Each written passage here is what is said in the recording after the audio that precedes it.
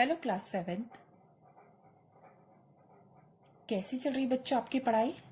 मुझे पूरी उम्मीद है आप घर पर स्वस्थ सुरक्षित होंगे और साथ ही अपनी पढ़ाई पर भी विशेष ध्यान दे रहे होंगे। बच्चों, आप जानते हैं कि अब आपकी अर्धवार्षिक परीक्षाएं नजदीक हैं। आप उसी तरह से तैयारी कर रहे होंगे अपनी, और तैयारी इस प्रकार से कि आपके अच्छे नंबर आए, आप अच्छा काम करो।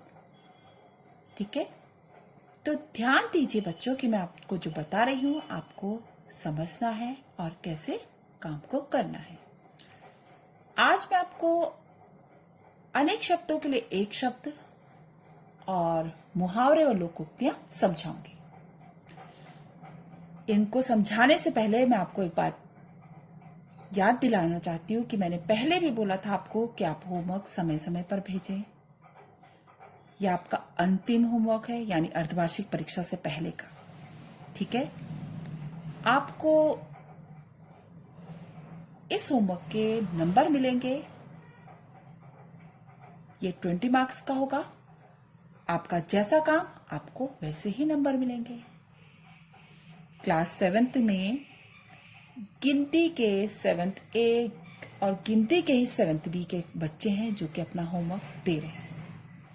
बच्चों, शुरू से मैं आपको बता रही हूं कि आपको मार्क्स मिलेंगे, लापरवाही मत कीजिए। हर चीज को आपको समझाया जा रहा है, उसके बावजूद भी आप बहुत लापरवाही कर रहे हैं। ये बहुत गलत बात है बेटा। आपको पता चलेगा जब आपको नंबर नहीं मिलेंगे। आज मैं आपको इस होमवर्क के द्वारा, जब मैं आपको ये असाइनमेंट भेज रही हूं, ये बताना चाहती हूं कि बच्चों आपको इनके मार्क्स मिलेंगे। आप इसको मजाक में मत समझिए कि मैम झूठ कह रही हैं या गलत कह रही हैं। ठीक है, आपको नंबर मिलेंगे। जिसका काम पूरा होगा, जिसने पूरे होमवर्क शुरू से लेकर आज तक का जिसने होमवर्क भेजा होगा, उसी को पूरे नंबर मिलेंगे। ठीक है ना? आप जानते हैं कि आपके अर्धवार्षिक परीक्षा में और वार्षिक परीक्षा में आपको 20 मार्क्स का व्यक्तिगत मूल्यांकन दिया जाता था ना, जो कि हम एग्जाम से पहले आपका ले लेते थे। ठीक उसी के मार्क्स, उसी प्रकार उसी से संबंधित ये मार्क्स हैं आपके। ठीक है, अगर आपको नंबर चाहिए और आप चाहते कि आपको पूरे मार्क्स मिले तो आप अच्छे से काम को भेजें। अभी तक किसी ने, कई बच्चे ऐसे, मैं नाम नहीं लेना चाहूंगी, आपको समझ में आ जाएगा कि एक भी होमवर्क मुझे नहीं भेजा है। ठीक है, तो आप पूरा होमवर्क भेजिए और हर पृष्ठ में अपना नाम जरूर लिखिए। जब आप भेजते हैं तो नाम जरूर लिखिए बच्चों। तो चलिए, आज मैं आपको अनेक शब्दों के लिए एक शब्द और मुहावरे लोकोक्तियां समझाऊंगी।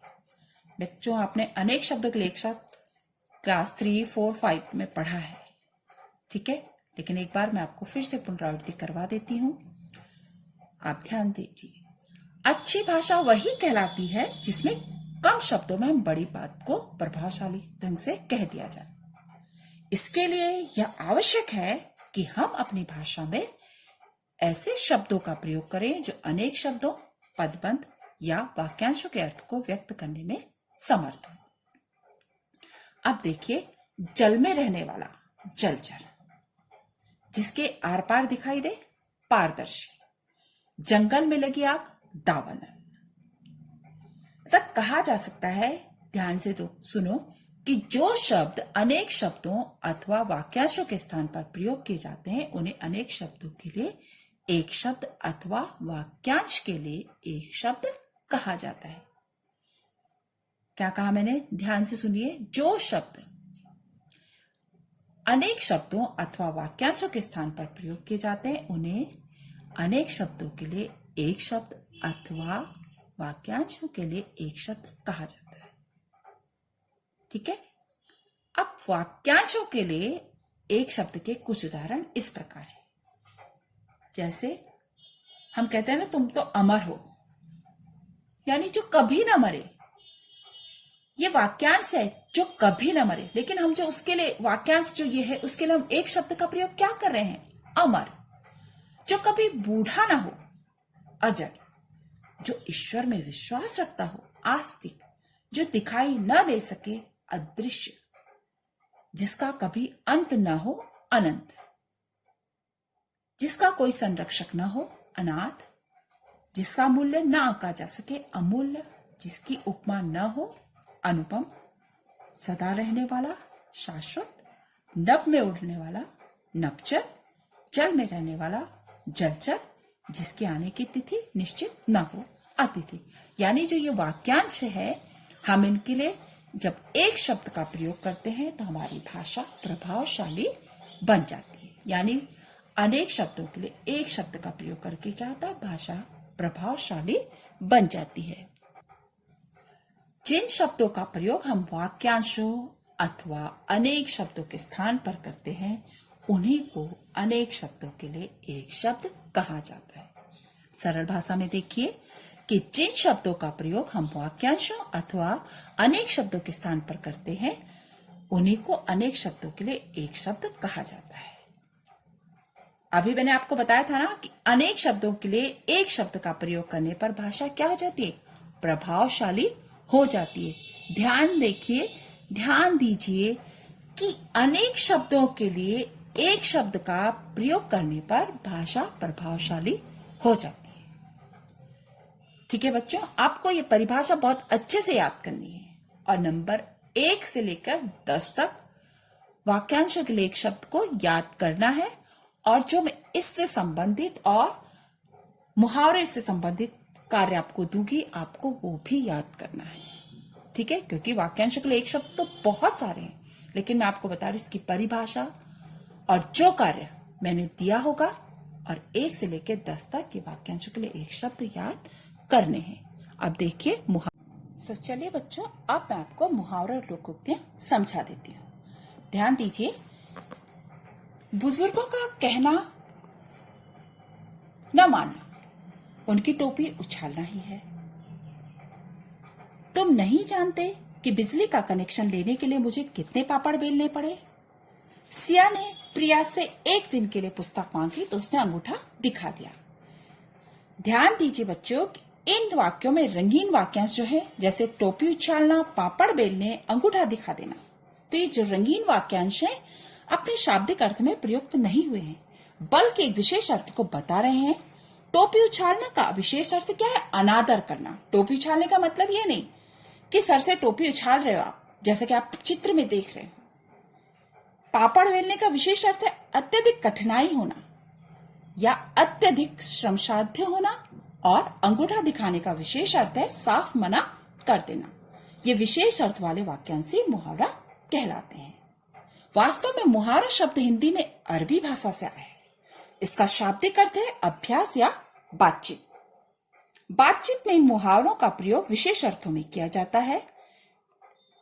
ऐसा शब्द समूह या वाक्यांश जो अपने सामान्य से भिन्न किसी विशिष्ट अर्थ की प्रतीति कराए और सामान्य से भिन्न किसी अन्य अर्थ में रूढ़ हो जाए, मुहावरा कहलाता है।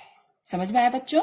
ऐसा शब्द समूह या वाक्यांश जो सामान्य से भिन्न किसी विशिष्ट अर्थ की प्रतीति कराए और सामान्य से भिन्न किसी अन्य अर्थ में रूढ़ हो जाए, मुहावरा कहलाता है। यानी लोक जीवन में प्रयुक्त भाषा में मुहावरों का प्रयोग बड़े ही सहज ढंग से होता है। यह हमारी भावों की अनुभूतियों को अभिव्यक्त करने में सहायता करते हैं और भाषा को गंभीरता प्रदान करते हैं। ये भाषा को क्या करते हैं, प्रभावशाली बनाते हैं, सहज बनाते हैं और प्रवाहमय बनाते हैं। बच्चों ध्यान दीजिए, मुहावरे लोकोक्ति तो बहुत सारे, इतना आपको याद करना बहुत मुश्किल है, लेकिन आपने समझा कि मुहावरे कैसे होते हैं, किसे कहते हैं। अब सरल भाषा में आप देखिए कि जो वाक्यांश अपना शाब्दिक अर्थ छोड़कर एक विशिष्ट अर्थ में रूढ़ हो जाते हैं, मुहावरे कहलाते हैं। लोक में प्रचलित कहावतें लोकोक्ति कहलाती हैं। लोकोक्ति पूर्ण वाक्य होती है, एक पूर्ण वाक्य के रूप में होती है और बात की पुष्टि के लिए प्रयोग की जाती है। जब हम बात को पुष्ट करने की, उसका जो हम बताते हैं कि ये बात पूर्ण रूप से सही है, उसकी जो पुष्टि होती है, तब हम लोकोक्ति को प्रयोग में करते हैं और लोकोक्ति अपने आप में ही एक पूर्ण वाक्य होती है। ठीक है बच्चों, आपने देखा लोकोक्ति और मुहावरे किस तरह से हैं। वो मुहावरे आपको बहुत सारे हैं, मैं ये नहीं कहूंगी कि आप पूरे के पूरे पढ़िए, लेकिन जितना भी मैं इस पार्ट से आपको कार्य दूंगी वो आपको याद करना है और आपको अच्छे से समझना है। मुहावरे का अर्थ हो, लोकोक्ति हो, ये सब मैं आपको जो भी दूं वो आप पूरा करेंगे और इसी पाठ से संबंधित जो मैं कार्य दूंगी वही आप अच्छे से याद करेंगे। ठीक है बच्चों, ध्यान से पढ़िए, अच्छे से याद कीजिए और अपनी परीक्षा के लिए अच्छे से तैयारी कीजिए। थैंक यू बच्चों।